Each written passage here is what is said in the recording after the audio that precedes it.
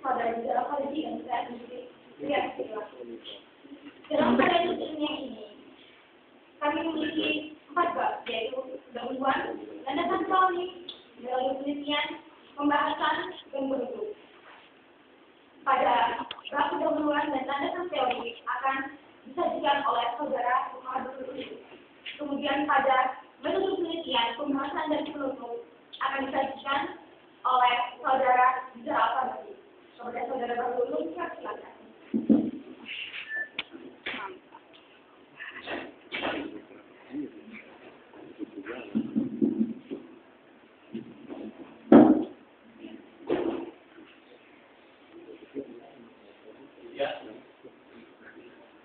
Untuk mulai dengan pendahuluan yaitu latar belakang.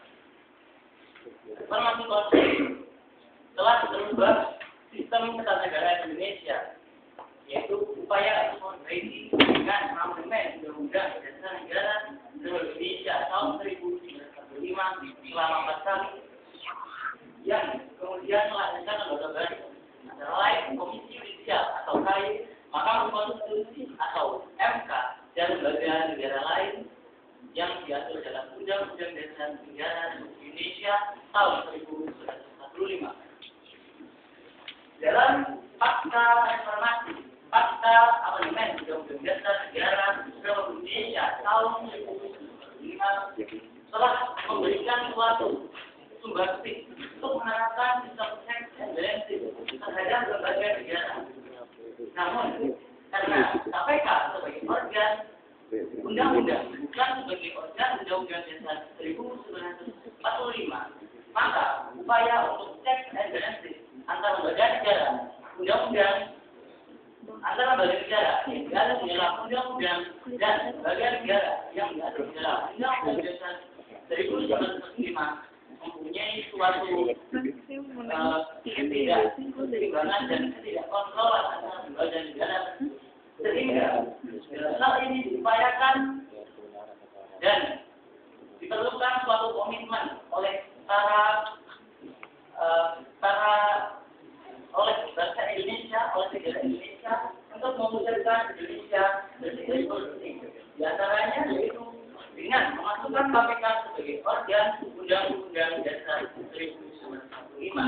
Karena dalam hal ini dengan dimasukkannya KPK sebagai organ Undang-Undang Dasar 1945, maka KPK akan mempunyai legal standing atau kedudukan hukum ketika terjadinya suatu sengketa kewenangan lembaga negara yang dihadapkan pada Mahkamah Konstitusi, sebagaimana kewenangan Mahkamah Konstitusi pada pasal 24C ayat 1 Undang-Undang Dasar Negara Republik Indonesia tahun 2005. Dan dalam hal ini, permasalahan dalam hal kami yaitu 1. Itulah KPK yang sedang status. Seperti terdapat suatu intervensi terhadap KPK oleh salah satu negara. Kemudian KPK sebagai lembaga negara dalam Undang-Undang 2005, bagaimana prospek dan potensi untuk membangun KPK untuk setara dengan lembaga negara lain yang diatur dalam Undang-Undang Dasar 1945 serta lembaga negara dan solusi untuk permasalahan. Adapun tujuan dan manfaat penulisan dari karya tulis kami adalah 1. Tujuannya mengkaji dan menganalisis akan keberadaan KPK. Selanjutnya, mengkaji dan menganalisis prospek dan potensi membangun kesetaraan KPK. Selanjutnya, mengkaji dan menganalisis berbagai kendala dan solusinya. Sedangkan manfaat penulisan adalah sebagai wadah-wadahnya pengembangan ilmu hukum dan memberikan satu preskripsi yang dapat direkomendasikan kepada pemerintah negara terhadap sistem ketatanegaraan Indonesia mengenai keberadaan KPK. Selanjutnya tentang landasan teori. Terdiri dari 3, lembaga negara, KPK, dan perkembangan konsep pembicaraan kekuasaan. Ya, kita awali dengan lembaga negara. Mengenai lembaga negara, menurut dan Kelsen disebutkan bahwa whoever fulfills a function determined by the legal order is an object. Siapa saja yang menjalankan suatu fungsi yang ditentukan suatu kata hukum adalah suatu lembaga atau organisasi. Dan lembaga negara adalah suatu lembaga yang diatur di dalam peraturan perundang-undangan di Indonesia. Lembaga negara ditinjau berdasarkan Undang-Undang Dasar 1945, yaitu lembaga negara yang terdiri dari Presiden dan Wakil Presiden, DPR, DPD, MPR, Mahkamah Agung, Mahkamah Konstitusi, Komisi Judisial, Bank Indonesia, BPK, dan lembaga negara lain yang ditentukan yang mempunyai kewenangan sesuai dengan ketentuan undang-undangan menurut pasal 24 Undang-Undang Dasar Negara Indonesia tahun 1945. Tentang hubungan antara lembaga negara. Hal ini perlu adanya sinkronisasi kesetaraan antara lembaga negara yang KPK sebagai lembaga berkait perlu ditempatkan sebagai lembaga negara yang diatur di dalam Undang-Undang Dasar 1945. Selanjutnya tentang KPK.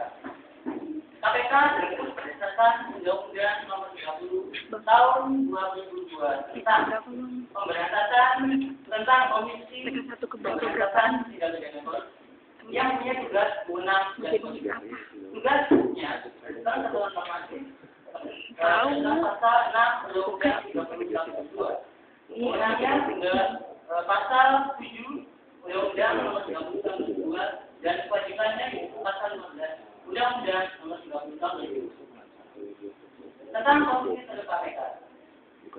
KPK berdasarkan Undang-Undang Nomor 30 Tahun 2002 tentang dasar pembentukan dari KPK.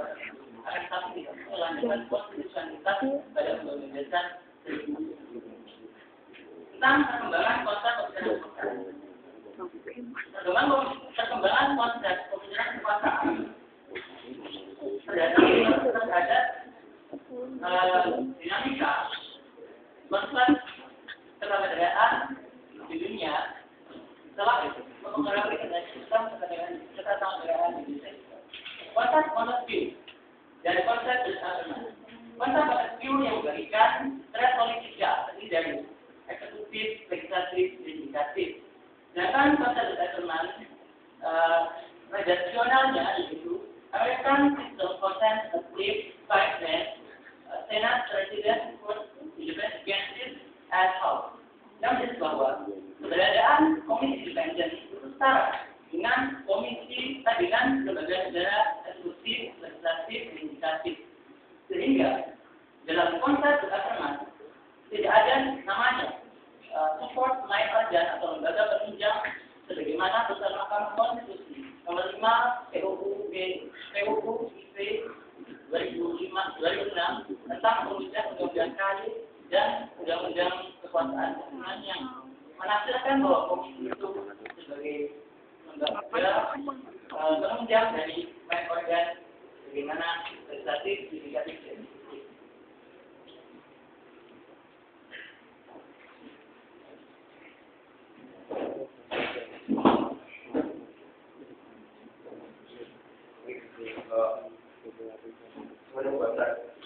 mengenai beberapa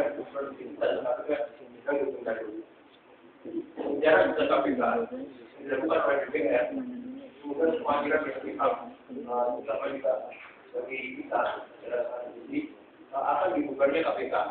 Hal ini sangat disayangkan karena seperti yang kita tahu KPK, sektor KPK sudah jelas cukup membantu dalam upaya pemberantasan korupsi. Ya, dibandingkan dengan lembaga-lembaga seperti halnya kepolisian maupun negara. Kedua, pengaruh keberadaan KPK sebagai lembaga negara dalam Indonesia sendiri.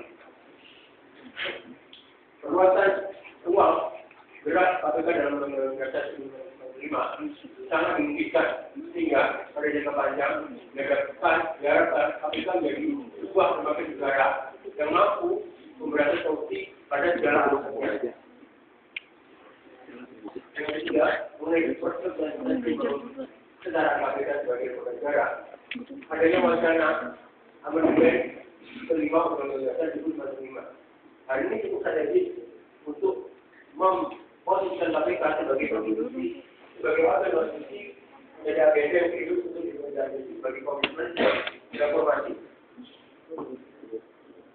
Karena selama ini KPK dalam upaya memanfaatkan kendala terhadap kedudukan KPK yang dibentuk berdasarkan undang-undang. Berarti ketika KPK menangani perkara korupsi yang terjadi di dalam lembaga yang diatur dalam undang-undang dengan pendekatan asas dan superiori sehingga tidak mudah bagi lembaga superior KPK mampu secara keseluruhan mengawasi lembaga superior.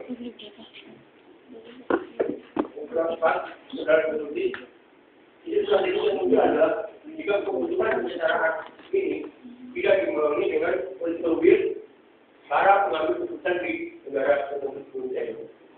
Ya. Dari kami ya, pertama, keberadaan KPK adalah berdasarkan amanat dari Undang-Undang Nomor 20 Tahun 2020. Yang kedua, keberadaan KPK sebagai lembaga negara yang tidak diatur dalam Undang-Undang Dasar 1945 berpengaruh dalam menjalankan fungsi yang dimilikinya. Kemudian, posisi KPK sebagai lembaga negara yang diatur dalam undang-undang nyata berpengaruh terhadap kinerja dan produktivitas KPK. Yang keempat, terdapat solusi guna mengatasi kendala KPK dalam rangka merealisasikan upaya membangun secara sebagai negara utama yang diatur dalam undang-undang dasar 1945. Sedangkan catatan adalah dalam konteks pemberantasan korupsi, hendaknya para politisi menggunakan konsep sebagai negarawan, bukan sebagai politisi. Yang kedua, diperlukan unsur dan keberanian MK untuk mengimplementasikan kewenangannya sebagai lembaga penafsir Undang-Undang Dasar 1945. Yang ketiga, diperlukan adanya kemitraan dengan pendidikan tinggi sebagai sarana yang bisa sekaligus memantau jalannya upaya menghadapi korupsi di Indonesia. Yang keempat, perlu adanya intensitas kampanye dan sosialisasi anti korupsi di berbagai daerah serta dalam berbagai event dalam mewujudkan masyarakat Indonesia sadar korupsi. Demikian presentasi dari kami atas perhatiannya. Saya mengucapkan terima kasih. Assalamualaikum warahmatullahi wabarakatuh.